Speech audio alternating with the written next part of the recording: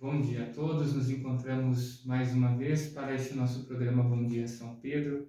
Queremos, como sempre, todos os dias, ouvir a palavra do Senhor, que o Espírito Santo, assim, possa, através desta palavra, ser aquele que guia e conduz a nossa vida. Queremos que essa palavra possa também seguir como orientação para as nossas decisões no nosso cotidiano. Queremos, acima de tudo, que ela faça crescer em nós o amor de Deus, para que em tudo que somos e fazemos, o Senhor esteja em primeiro lugar, como nos pede o primeiro mandamento. Invoquemos o Espírito Santo. Vinde, Espírito Santo, enchei os corações dos vossos fiéis e acendei neles o fogo do vosso amor. Enviai o vosso Espírito e tudo será criado, e renovareis a face da terra. Oremos.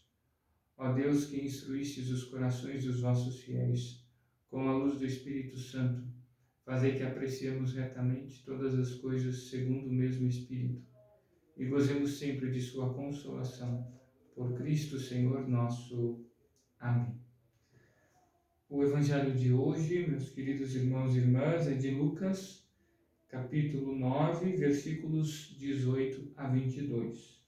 Lucas 9, versículos 18 a 22. O Senhor esteja convosco, Ele está no meio de nós.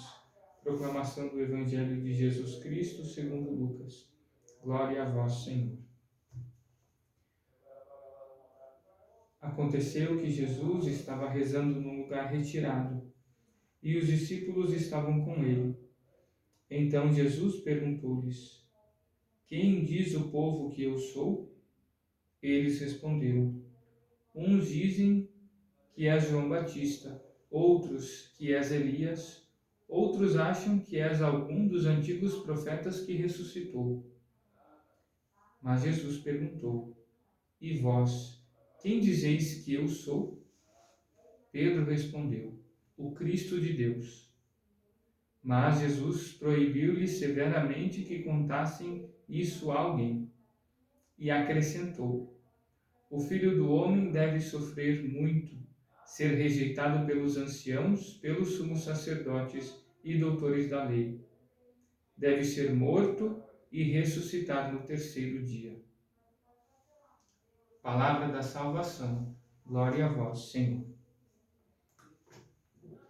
Amados irmãos e irmãs, a palavra de Deus nos coloca diante desse evento marcante na caminhada de Jesus com os seus discípulos. O momento em que ele pergunta para eles concretamente: E vós, quem dizeis que eu sou? No Evangelho de Lucas, esse acontecimento é um pouco mais resumido e com algumas palavras um pouco diferentes do que em relação a Mateus, por exemplo. Mas a ideia aqui deve ficar muito clara, né? Esta pergunta, quem é Jesus, é uma pergunta que está sempre diante de nós, diante da nossa vida como um todo e a cada momento. É uma pergunta sempre decisiva. No final das contas, é uma pergunta que está presente em todos os nossos atos, porque uma vez que nós sabemos quem é nosso Senhor e sabemos o que Ele é para nós e conhecemos e experimentamos o seu amor, não há como não fazer com que tudo gire em torno desta grande e maravilhosa verdade. Jesus é o Cristo de Deus, o Cristo ungido, o que veio para nos amar, entregando a sua vida, o que veio para morrer e ressuscitar. Portanto, essa pergunta, ela é o eixo da nossa vida. Nossa vida gira em torno da certeza que nos vem da resposta que damos a essa pergunta, da certeza que nos vem da experiência que sustenta essa resposta, do conhecimento que sustenta essa resposta. E, portanto, essa pergunta nos coloca diante de um grande mistério. Vejam só, nosso Senhor é aquele, no dizer de Santo Agostinho, que é mais íntimo de mim do que eu a mim mesmo.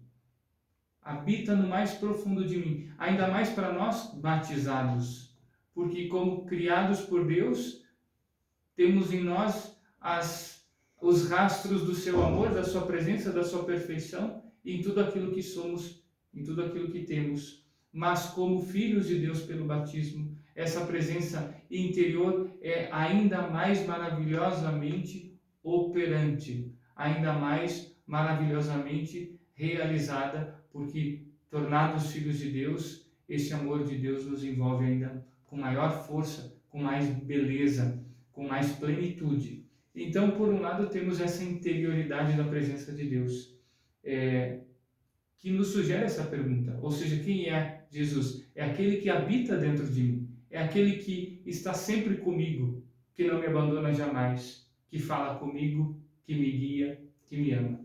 Mas, ao mesmo tempo, este quem é Jesus nos sugere a grandeza e a majestade de nosso Senhor, a sua profundíssima transcendência e onipotência.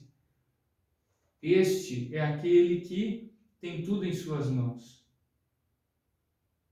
Essa perfeição de Deus que nos supera, né? Que ao mesmo tempo sim é tão íntimo, mas precisa ser tratado com todo respeito, com toda reverência, com toda adoração.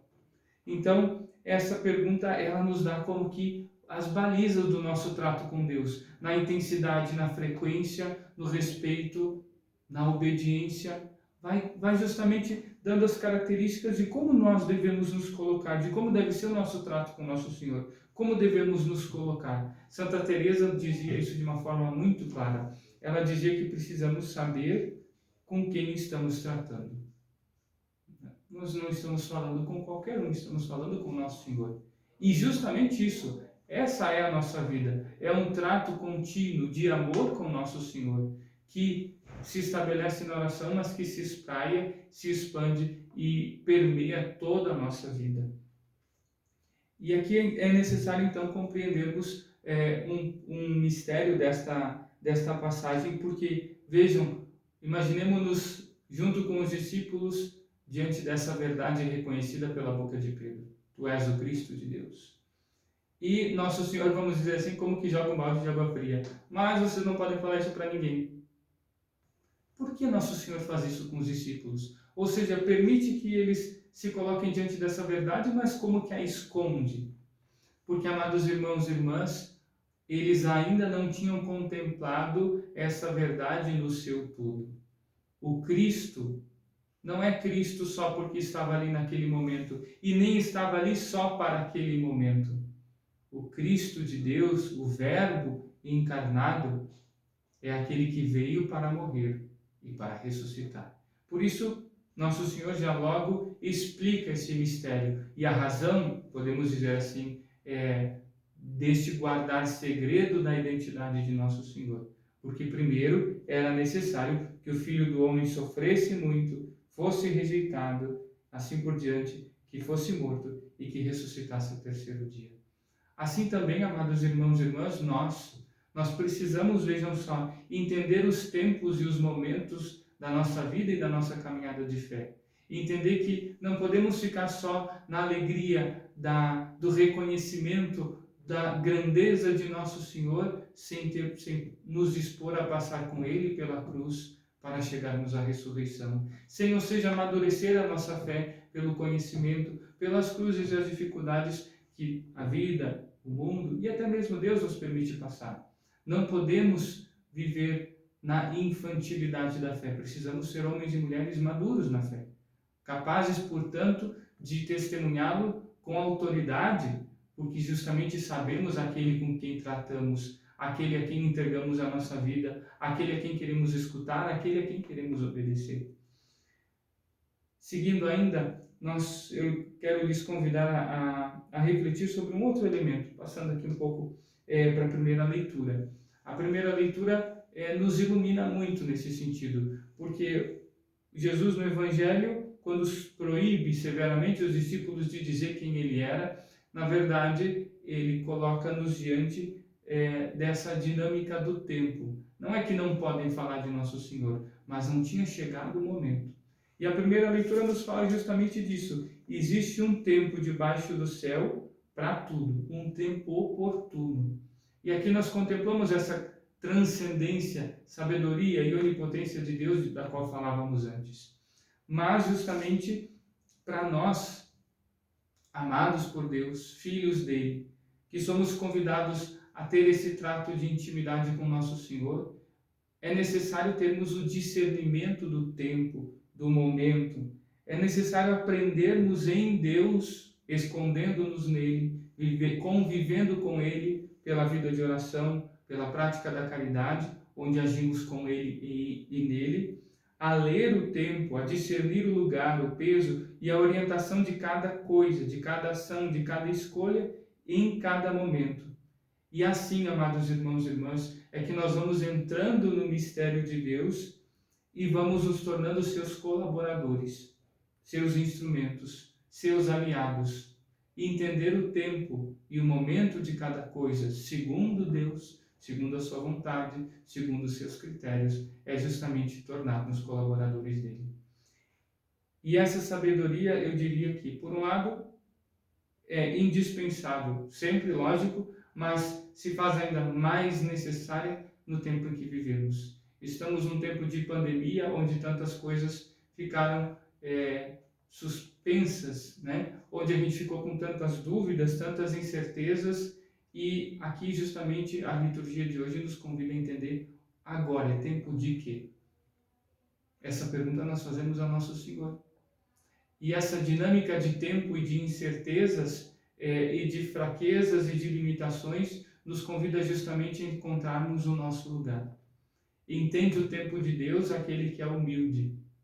O conhecimento do tempo de Deus é um conhecimento que se dá quando nós nos colocamos no nosso lugar. É Deus quem determina, é Deus quem orienta, é Deus quem predispõe, e nós entramos na lógica de Deus quando deixamos que Ele faça tudo isso, quando acolhemos tudo isso com liberdade. Peçamos ao Senhor que nos oriente no nosso caminho, na nossa estrada, e que nos faça sempre e em tudo seguir a sua vontade.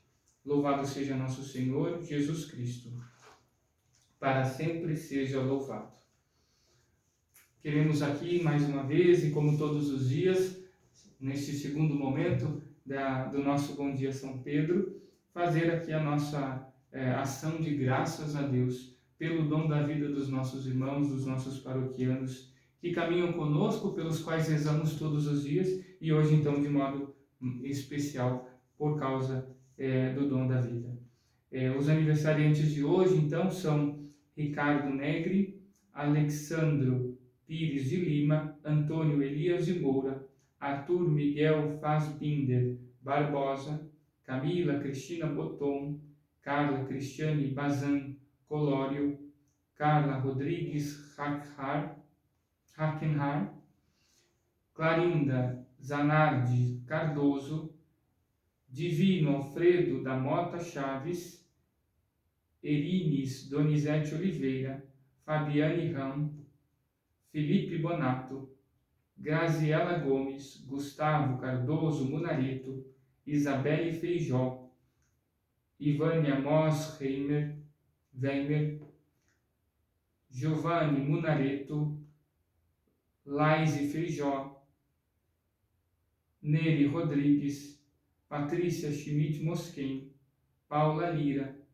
Regina Pazini de Almeida, Renato Bazei, Sabrina Cirone, Vantuir Martins da Silva e William Schneider.